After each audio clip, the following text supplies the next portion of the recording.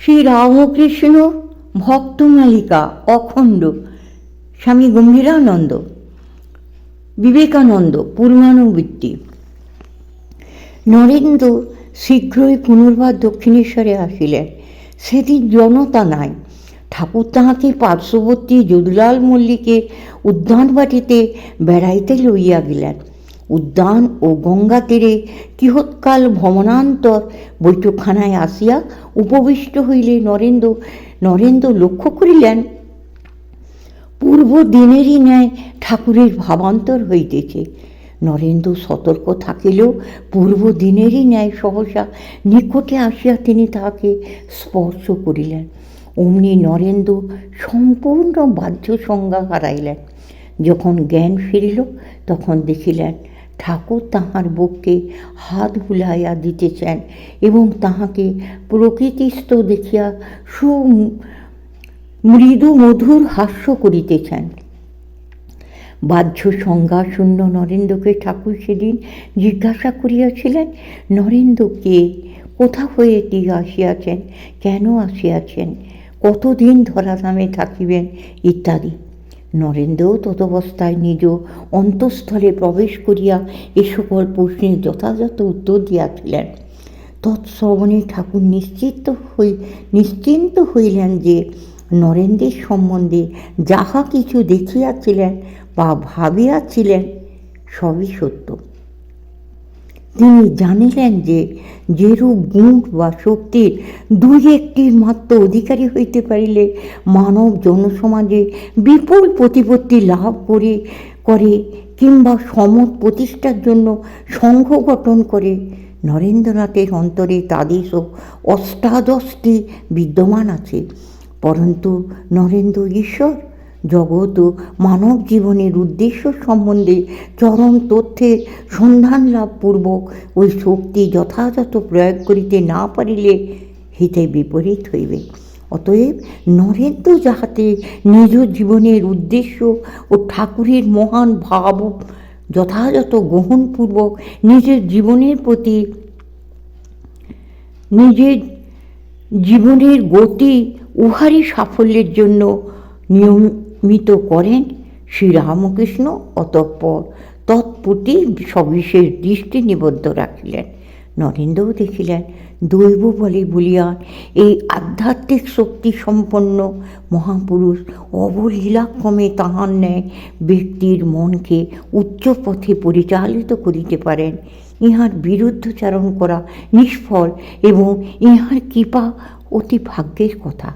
তাহার পাশ্চাত্য শিক্ষাদীপ্ত ও ব্রাহ্ম সমাজের স্বাধীন চিন্তায় অভ্যস্ত মন আজ বাধ্য হইয়া মানিয়া লইল যে বিরল হইলেও এইরূপ মহামানব বস্তুতই আছেন, যিনি সত্যের প্রত্যক্ষ সন্ধান দিতে পারেন।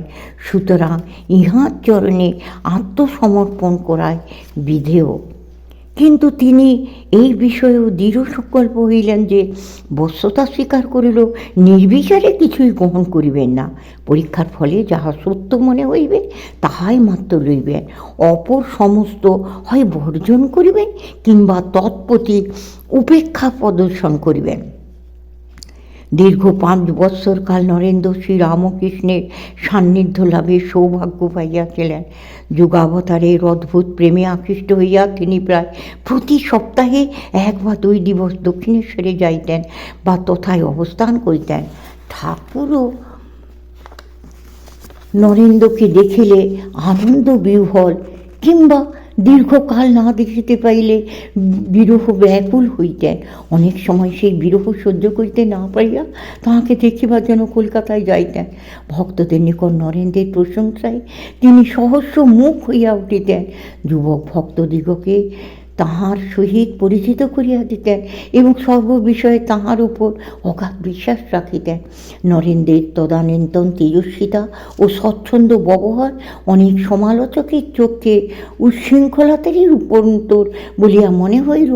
গভীর অন্তর্দৃষ্টি সম্পন্ন ঠাকুর জানিতেন যে এই পুরুষ প্রহরের উপর ভিত্তি করিয়া তাহার যুগধর্ম প্রচারের সৌধ উত্থিত হইবে। নরেন্দ্রের সম্বন্ধে ঠাকুরের উচ্চ ধারণার আভাস নিম্নোক্ত কথাবার্তা হইতে কিঞ্চিৎ পাওয়া যাইবে। একদা নরেন্দ্রেরই সম্মুখে ঠাকুর বলিলেন, দেখিলাম কেশব যেমন একটা শক্তির বিশেষ উৎকর্ষে জগৎ বিখ্যাত হইয়াছে, নরেন্দ্রের ভিতর ওইরূপ 18টা শক্তি পূর্ণমাত্রায় বিদ্যমান। আবার দেখিলাম কেশব ও বিজয়ের অন্তর দীপশিখার ন্যায় জ্ঞানালোকে উজ্জ্বল রহিয়াছে। পরে নরেন্দ্রের দিকে চাইয়া দেখি তাহার ভিতরে জ্ঞান সূর্য উদিত হইয়া মায়া মোহের লেশ পর্যন্ত তথা হইতে দূর করিয়াছে। নরেন্দ্র অবশ্য সেই উচ্ছ্বসিত প্রশংসায় একটু অহংকৃত না হইয়া বরং ক্ষোভ ও লজ্জায় প্রতিবাদ জানাইলেন, মহাশয় করেন কি? লোকে আপনার এরূপ কথা শুনিয়া আপনাকে উন্মাদ বলিয়া নিশ্চয় করিবে। কোথায় জগৎ বিখ্যাত কেশব ও মহামনা বিজয়, আর কোথায় আমার নয় একটা নগণ্য স্কুলের ছোঁড়া? ঠাকুর উহাতে নরেন্দ্র প্রতি সন্তুষ্ট হইয়া মৃদু হাস্যে উত্তর দিলেন, কী করব রে, তুই কি ভাবিস আমি ওইরূপ বলিয়াছি? মা শ্রী জগদম্বা আমাকে ওইরূপ দেখাইলেন, তাই বলিয়াছি। মা তো আমাকে সত্য ভিন্ন মিথ্যা কখনো দেখান না, তাই বলিয়াছি। নরেন্দ্রও ঠাকুরের প্রেমী সত্যই আবদ্ধ হইয়াছিলেন, তাই যখন ব্রাহ্ম সমাজাদিতে ঘুরিয়া এমন খাকেও পাইলেন না যে যিনি বলিতে পারেন তাহার ঈশ্বর সাক্ষাৎকার হইয়াছে, তখন যদিও শতই ইচ্ছা হইতেছিল যে শ্রীরামকৃষ্ণকে অনুরূপ প্রশ্ন করিবেন, তথাপি আবার ভয় হইতেছিল ইনিও যদি ওইরূপ সোজা উত্তর না দিয়া প্রশ্ন এড়াইয়া যান, তাহলে তো আর দাঁড়াইবার স্থান থাকিবে না। যা হোক, মনের অস্বস্তি দীর্ঘকাল মনেই চাপিয়া রাখিতে না পারিয়া তিনি একদিন সাহসবতী ঠাকুরকে প্রশ্ন করিয়া বসিলেন, মহাশয় আপনি কি ঈশ্বর দর্শন করিয়াছেন? তৎক্ষণাৎ দ্বিধাহীন সুস্পষ্ট উত্তর আসিল, হ্যাঁ গো, এই যেমন তোমায় দেখছি। ইহা বলিয়া ঠাকুর ক্ষান্ত হইলেন না, তিনি নরেন্দ্রকে জানাইলেন যে তাহাকেও দেখাইয়া দিতে পারেন। নরেন্দ্র অন্ধকারে পথ পাইলেন, যদিও তাহার যুক্তিপ্রবণ মন তখনও সর্ববিষয়ে ঠাকুরের সম্বন্ধে নিঃসন্দেহ হইল না।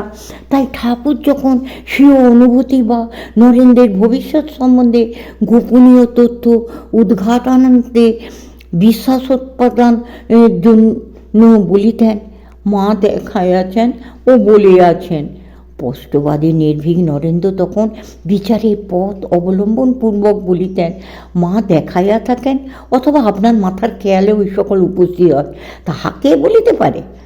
এই কথা বলিয়া পাশ্চাত্য মনস্তত্ত্বের মতাবলম্বনে বুঝাইতে চেষ্টা করিতেন যে চক্ষুরাদি ইন্দ্রিয় সকল আমাদিগকে অনেক ক্ষেত্রে প্রতারিত করে এবং ওইরূপ দর্শনাদি মনের বাসনানুসারে হইয়া থাকে। কখনো কখনো নরেন্দ্রের এইরকম কথা ঠাকুরকে ভাবাইয়া তুলিত। তাই তো কাল মনোবাক্যে সত্যপরায়ণ নরেন্দ্র তো মিথ্যা বলিবার লোক নহে। এইরূপ ভাবনায় পড়িয়া মীমাংসার জন্য অবশেষে শ্রী শ্রী জগদম্বার শরণাপন্ন হইলে মা বলিয়া দিলেন, ও নরেন্দ্রের কথা শুনিস কেন? ও ছেলে মানুষ, কিছুদিন পরে ও সব কথা সত্য বলে মানবে। মাতৃবাক্যে একান্ত নির্ভরশীল ঠাকুর ওই আশ্বাস মানিতে নিশ্চিন্ত হইলেন ক্রমশ।